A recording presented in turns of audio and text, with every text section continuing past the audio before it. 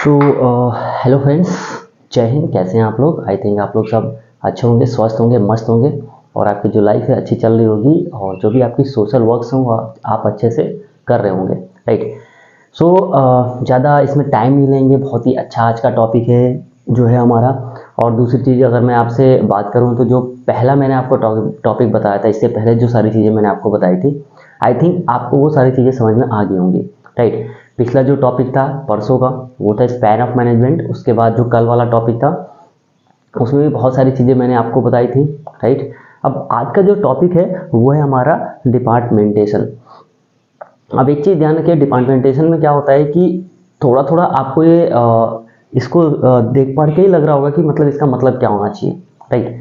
तो सेम चीज़ें हैं। देखो, हमारे ऑर्गेनाइजेशन बिहेवियर जो हमारा सब्जेक्ट है, हमको एक चीज़ उठा के, यानी जो हमारा लेवल था, ठीक है, मैनेजमेंट ऑफ लेवल, उसी पे हमारा सारा बेस है ये हमारा ऑर्गेनाइजेशनल बिहेवियर, ठीक है। जो भी हमारा सब्जेक्ट है ये उसी पे पूरा डिपेंड है, क्योंकि टॉप, मिडिल और लोअर, यही तीन चीज़ें आपकी वर्क करेंगी किसमें?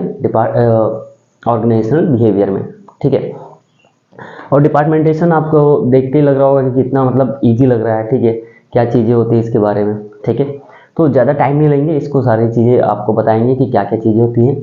वीडियो को एंड तक देखें, अच्छे से देखें, और जो चीज़ें आपको समझ में आए प्लीज़ कमेंट सेक्शन में कमेंट करें, राइट। तो आगे बढ़ते हैं। जो हमारा आज का टॉपिक है, हमारा आज का टॉपिक है डिपार्टमेंटेशन, ठीक है। अब देखो, डिपार्टमेंटेशन में अगर हम टेशन हटा दें, ठीक है, तो हमारा क्या रहेगा? Department, right. अब डिपार्टमेंट क्या होता है? अगर कोई भी ऑर्गेनाइजेशन है, ठीक है, उसके अंदर बहुत सारे डिपार्टमेंट होते हैं, राइट। अब उस डिपार्टमेंट को अलग अलग उसमें रखा जाता है कैटेगरी में, जिसको हम डिपार्टमेंटेशन कहते हैं, राइट।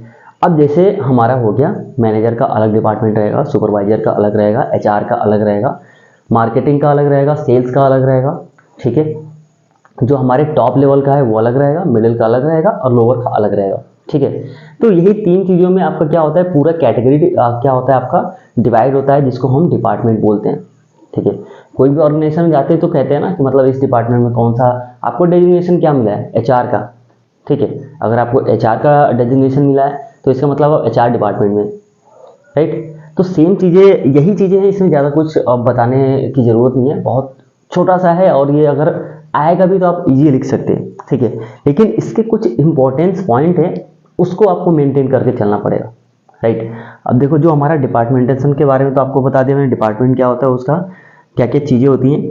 लेकिन सबसे ज़्यादा अगर आप इंपॉर्टेंस इसका देखें, ठीक है, तो वो आता है हमारा ऑर्गेनाइजेशन स्ट्रक्चर। पहला जो हमारा इंपॉर्टेंस है, ठीक है। अब ये ऑर्गेनाइजेशन स्ट्रक्चर क्या होता है, ठीक है।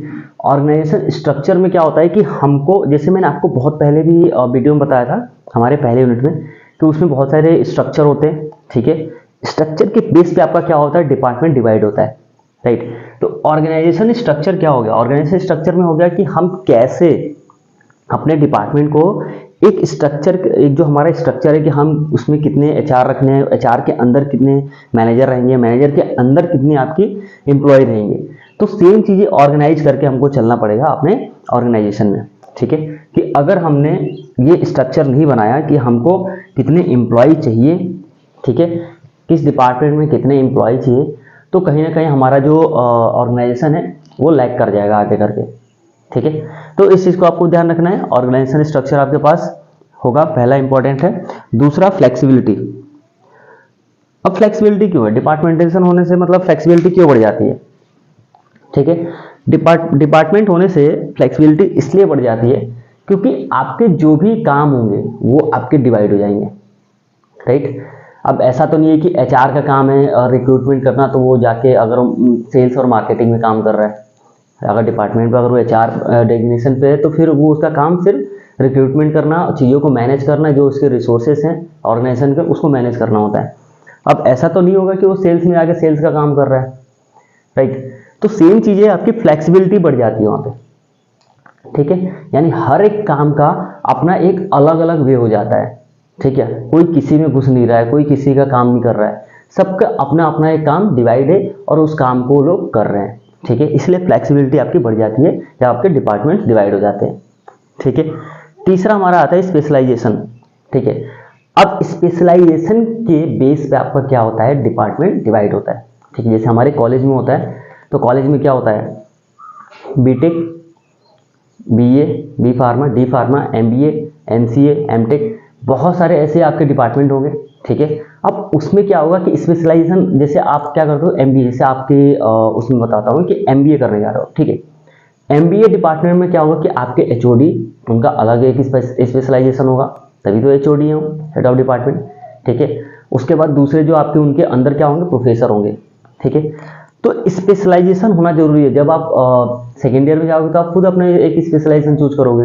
ठीक है, आपका डिपार्टमेंट अलग हो जाएगा। ठीक है, एक मैं आपको एग्जांपल दे रहा हूँ कि आपका डिपार्टमेंट क्या हो जाएगा, अलग हो जाएगा। अगर आप सेकेंड ईयर में जाके एचआर चूज करते हो, मार्केटिंग चूज करते हो, कोई फाइनेंस चेक लेगा, कोई और आईबी लेगा। ठीक है, कोई आईटी लेगा। ठीक है, इस तरीके से अगर स्पेशलाइजेशन वहाँ पे लिया जाता है तो क्या होता है, आपके डिपार्टमेंट्स अलग अलग डिवाइड हो जाते हैं, तो स्पेशलाइजेशन उसमें बढ़ जाता है। ठीक है, एक काम अच्छा हो गया इसमें कि आपका जो स्पेशलाइजेशन है उसमें आप काम कर रहे हो। ठीक है, उसी चीज़ की पढ़ाई कर रहे हो। सेम ऑर्गेनाइजेशन में अगर आपका स्पेशलाइजेशन, आप किस डेजिग्नेशन पे आप पोस्ट हो, तो उसमें क्या करोगे, आप उसका वर्क करोगे। ठीक है, स्पेशलाइजेशन हो गया। तीसरा आ गया शेयरिंग ऑफ रिसोर्सेज। अब क्या होगा इसमें, आपके मतलब ऐसा तो नहीं रहेगा कि शेयरिंग ऑफ रिसोर्सेज में क्या होगा कि आप डिफरेंट डिफरेंट रिसोर्सेज यूज कर रहे हो। ठीक है, जो आपके पास, जो आपके डिपार्टमेंट में रिसोर्सेज हैं, ठीक है, उसी चीज को आप क्या करोगे, शेयर करोगे अपने जो वर्कर्स होंगे। अगर मैनेजर के पास जो उनके रिसोर्सेज आते हैं तो मैनेजर क्या करता है, शेयर करता है अपने एम्प्लॉय को, जो उनकी टीम होगी। ठीक है, तो उस टीम को शेयर करता है और सारे रिसोर्सेज बताता है कि आपको क्या करना है, तो वो फिर वो टास्क अपना कंप्लीट करवाता है। ठीक है, तो हर एक एम्प्लॉय के पास क्या क्या चला जाता है, एक टारगेट चला जाता है। उस टारगेट बेस पे वो काम करते हैं, जो अपनी टीम के लिए काम करते हैं। ठीक है, तो ये हमारा क्या है, शेयरिंग ऑफ रिसोर्सेज। कंट्रोल, अब ये बेस्ट पार्ट है कंट्रोल। ठीक है, अब कंट्रोल में क्या होगा, कंट्रोल सुन के ये पता चल रहा होगा कि मतलब कंट्रोल डिपार्टमेंट में कंट्रोल का काम क्या होता है। ठीक, यानी सारी चीजें आपकी क्या होगी, मैनेज होगी। ठीक है, एक कंट्रोल वे में, प्रॉपर वे में आपके जो है सारे वर्क चलेंगे। ठीक है, यानी जो भी आपके ऑर्गेनाइजेशन में काम चल रहा है ना, बिल्कुल एक कंट्रोल वे में चलेगा। ऐसा नहीं है कि मतलब कोई भी काम ऐसा है कि जो डिफरेंट डिफरेंट वे में चलने लग गया है। ठीक है, यानी कोई एम्प्लॉय कभी काम कर रहा है, कोई मैनेजर कभी ऑफिस आ रहा है, कोई एचआर कभी भी निकल जा रहा है। ठीक है, तो इसलिए वो कंट्रोल नहीं हो पाएगा। इसलिए ये क्या होता है, कंट्रोल वे में होता है। ठीक है, इस डिपार्टमेंटेशन को जब हम डिवाइड करते हैं डिपार्टमेंट में, तो कंट्रोल में होता है कि आपका काम ये है। ठीक है, यानी अगर आप मैनेजर हैं तो अपनी टीम को संभालो आप। ठीक है, जो भी आपके जितने भी टीम मेंबर्स हैं उनको संभालो, उनको टारगेट दो और उनके टारगेट जो भी आपका गोल है उसको अचीव करो। ठीक है, तो ये सारी चीजें होती है आपकी किसमें, कंट्रोल में।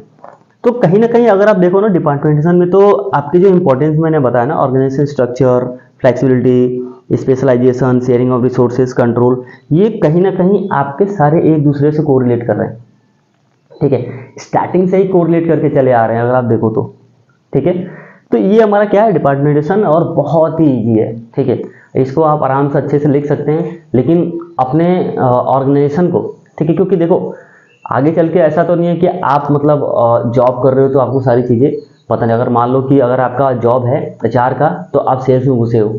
ठीक है, तो उस चीज़ को आप ध्यान दो कि एचआर का काम है, अगर आप एचआर बनना चाहते हैं तो एचआर पे ही जाइए। ठीक है, फिर सेल्स में ना जाइए। राइट, तो इसलिए डिपार्टमेंटेशन ये आपका डिवाइड होता है डिपार्टमेंट्स में। ठीक है, तो ये सारी चीज़ें थी आपकी। जो भी आपके डाउट्स होंगे प्लीज़ मुझे कमेंट सेक्शन में बताइए, जिससे कि मैं उसको भी क्लियर कर सकूं। ठीक है, तो आज का हमारा टॉपिक था, जो भी चीज़ें आपको ना समझ में आए। ठीक है, आई थिंक आपको सारी चीज़ें समझ में आ गई होंगी, कि क्योंकि मास्टर डिग्री में इतना समझाना बहुत ईजी होता है, काफ़ी होता है। ठीक है, तो आज के लिए बस इतना ही। ठीक है, जो भी आपके डाउट्स है प्लीज़ कमेंट सेक्शन में मुझे कमेंट करके बताइए, और इस वीडियो को ज़्यादा से ज़्यादा शेयर करिए, सब्सक्राइब करिए और लाइक करवाइए। ठीक है, जिससे कि अब बहुत सारे लोगों के पास, बहुत सारे ऐसे स्टूडेंट हैं जो ये चीज़ें पढ़ नहीं पाते। ठीक है, तो जो डिस्टेंस से कर रहे हैं उनके पास ही वीडियो पहुंच जाएगा, तो वो ईजिली उस चीज़ को समझ जाएंगे, और जब भी उनका पेपर होगा तो वो अपने पेपर को दे सकते हैं। ठीक है, तो आज के लिए इतना ही, बाकी जय हिंद फ्रेंड्स।